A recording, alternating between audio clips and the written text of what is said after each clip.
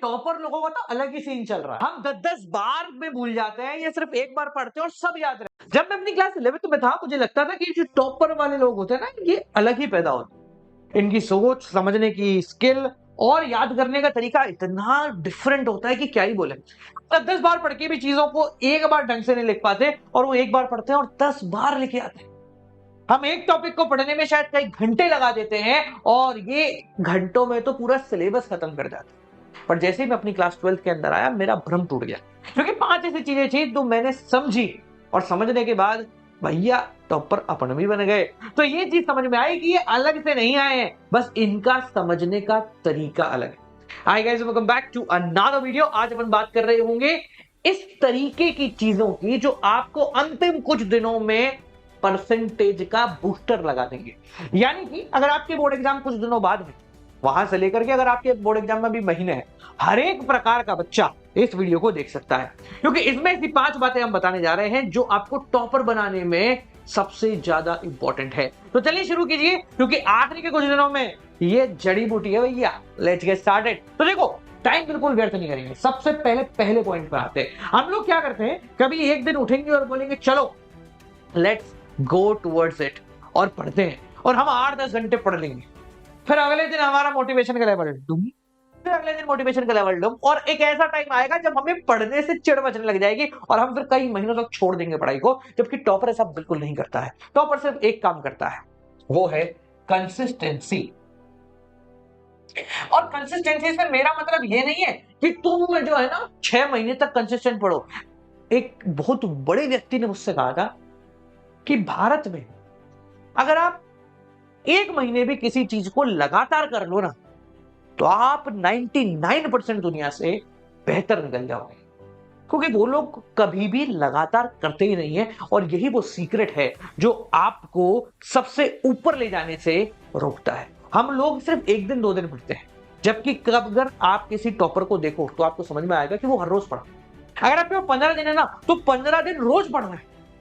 मान लो 2 घंटा 3 घंटा रोज पढ़ रहा है। पहले दिन तुम्हें लगेगा कि इससे कुछ नहीं हो रहा है, दूसरे दिन लगेगा कुछ नहीं हो रहा है, 5वें दिन तक तुम बोर हो जाओगे। पर अगर तुम 10 दिन कंटिन्यू कर गए तो 11वें दिन तुम पता है क्या लगेगा, यार मैं कैसा बेवकूफ था, मुझे हर चीज से डर लग रहा था, पर ये सब तो कितना आसान है। और यही से आता है हमारा पॉइंट नंबर 2, वो है फेसिंग द फियर्स। हमारी सबसे बड़ी प्रॉब्लम क्या है, कुछ ऐसे सवाल होते हैं जिनको देख के हम डर जाते हैं, कुछ ऐसे सवाल होते हैं जो करने की इच्छा नहीं करती, कुछ ऐसे टॉपिक्स होते हैं जो हमें लगता है कि भाई काश ये बोर्ड एग्जाम में नहीं आए। भगवान से ये प्रार्थना नहीं करते कि अच्छे नंबर आए, ये प्रार्थना करते बस भगवान ये 4 टॉपिक नहीं आने चाहिए, बस बाकी तो सब मैं अपने हिसाब से कर लूं। टॉपर ऐसा नहीं करता है, एक अच्छा स्टूडेंट ऐसा कभी भी नहीं करता है। यार ये तो सिर्फ क्लास 12th है, जब तुम आगे जाओगे तो ऐसा सिलेक्ट करने का ऑप्शन थोड़ा ना मिलेगा जिंदगी में। तो यहां पर टॉपर मेंटालिटी कहती है कि you need to change your fear into your power. जिससे डर लग रहा है ना, उसको सबसे पहले पकड़ लो। यार क्या होगा, 1 घंटा ज्यादा लगेगा, पर उस 1 घंटे के बाद जो कॉन्फिडेंस जनरेट होगा ना, उसकी कोई सीमा नहीं। तो if you want to be a topper, अपने फियर को अपनी ताकत बना लो। तीसरा पॉइंट सबसे जरूरी है, और इसने मुझे पर्सनली कई ज्यादा परसेंटेज पे लाके खड़ा कर दिया, वो था study according to paper, not as per syllabus. जब बोर्ड एग्जाम नजदीक आते हैं ना, हमें लगता है कि चलो सिलेबस करते हैं, से पढ़ते हैं, पहले चैप्टर का वन शॉट, दूसरा चैप्टर, तीसरा चैप्टर, चौथा चैप्टर, और लगे पड़े भाई साहब, लाइव सेशनों में लगे हुए। पर जो एक्चुअल में नंबर आता है ना, वो इन सबसे बहुत दूर होता है। उसका मानना है कि अगर अब समय कम आ गया है, तो हम एक काम करते हैं, पिछले साल के पेपरों को उठाते हैं, चाहे गूगल से उठाते हैं, कोई बढ़िया सी किताब लेते हैं, या कहीं से भी करते हैं, और ये देखते हैं कि किस चैप्टर की कितनी इंपॉर्टेंस है, और फिर ये डिसाइड करते हैं कि पिछले 4-5 साल के पेपरों में उस चैप्टर में से कौन कौन से सवाल आए थे, और उन सवालों को ट्राई करते हैं। वो पेपर के अकॉर्डिंग पढ़ना शुरू करते हैं। जिस चैप्टर की वेटेज ज्यादा है उसको 100% पढ़ेंगे, जिस चैप्टर की वेटेज कम है उसमें जो फालतू के टॉपिक होंगे उसको हटा देंगे, जो पिछले 5-7 साल में टॉपिक आए हैं उनको बार बार पढ़ेंगे, और यहीं से उनके पढ़ने का टाइम ऑटोमेटिकली आधा हो जाता है। क्योंकि एक एवरेज बच्चा क्या करता है, भाई पढ़ रहा है, चल रहा है, सब कुछ ही पढ़ रहा है, वो जो उसको चाहिए वो भी पढ़ रहा है, जो नहीं चाहिए वो भी पढ़ रहा है, और फिर जब क्वेश्चन करने की बारी आती है ना, सब गुड़गो कर देते। एक टॉपर हमेशा पेपर के हिसाब से पढ़ता है, वो कभी भी सिलेबस के हिसाब से नहीं पढ़ता। तो अगर तुम अच्छे नंबर लाने ना भाई साहब, तो सिलेबस के हिसाब से पढ़ना अब तो बंद कर दो। अब तुम पेपर के हिसाब से पढ़ो, ये देखो कि किसकी ज्यादा वेटेज है उसको पहले करो, किसकी कम वेटेज है। पिछले 5 साल के पेपर उठा लो, कोई बुक नहीं ले सकते हो तो गूगल पे जाइए, पिछले 5 साल के पेपर डाउनलोड कर लो, उसमें से देख लो। तुम्हारे पास बहुत सारे फ्री एआई टूल्स है, उनको दे दो, वो बता देंगे कौन से चैप्टर में से कौन सा क्वेश्चन है। फिर देखो कि क्या हो रहा है, किस में से कैसा सवाल पूछा जा रहा है, and it will become so easy. मैं यहां तक कह रहा हूं कि अगर तुमने पिछले 5 साल के पेपर को ढंग से एनालाइज कर लिया ना, तो तुम पेपर प्रिडिक्ट भी कर सकते हो। मैं जब क्या कहते हैं तुम्हारा बोर्ड एग्जाम होता है ना, उस दिन सुबह 6 बजे क्लास होती है हमारी गेस्ट पेपर की, और हर बार पिछले 5 साल से ट्रैक रिकॉर्ड बना हुआ है, हर बार उस गेस्ट पेपर में जो सवाल मैं लेके आता हूं, ओवर 80% सवाल तुम्हें सेम नेचर के मिल जाएंगे, और 40% सवाल तो ऐसे होते हैं जो वर्ड टू वर्ड मैच करते हैं। मैं कहीं ऊपर से शक्तियां लेके नहीं आया हूं, बस पिछले 5 साल के पेपर को मैं हर बार बैठ कर कई दिनों तक एनालाइज करता हूं, और उससे अंदाजा लगा। तो ये काम तुम भी कर सकते हो, और तुम्हारे लिए सबसे बेहतर रहेगा। चलिए चौथे पॉइंट पर आते हैं। चौथा पॉइंट सबसे बड़ी इंपॉर्टेंस, क्योंकि हम लोग है ना छोड़ देते हैं, वो है डोंट फॉलो योर मूड। ये सबसे बड़ी प्रॉब्लम है यार हमारे साथ। पहले दिन तो पढ़ लेंगे, दूसरे दिन पढ़ लेंगे, तीसरे दिन के बाद तो लगेगा कि नहीं पढ़ना है। पर सच्ची बात बताऊं, 4 दिन और आगे बढ़ जाओगे ना, तो 5वें दिन ऐसा बिल्कुल भी नहीं लगेगा। हम लोग क्या करते हैं, नहीं पढ़ना भैया, आज मन नहीं कर रहा है, आज सोने का मन कर रहा है, आज उठने का मन नहीं कर रहा है। मेरे साथ भी ऐसा बहुत बहुत बहुत हुआ है।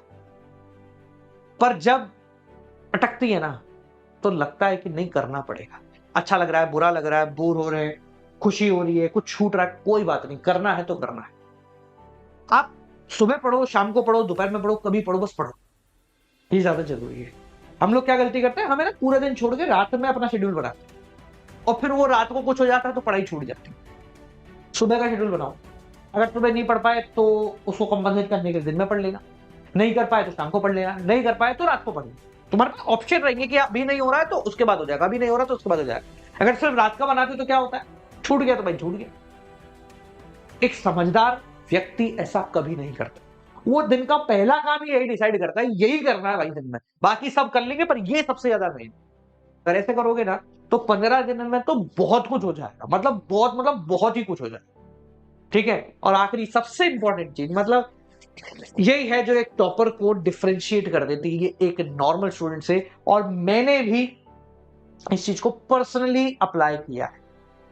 बड़ी कॉमन है, तुम सब करते हो।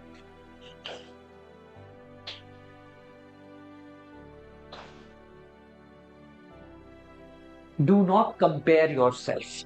भाई साहब हम बहुत ज्यादा करते हैं काम।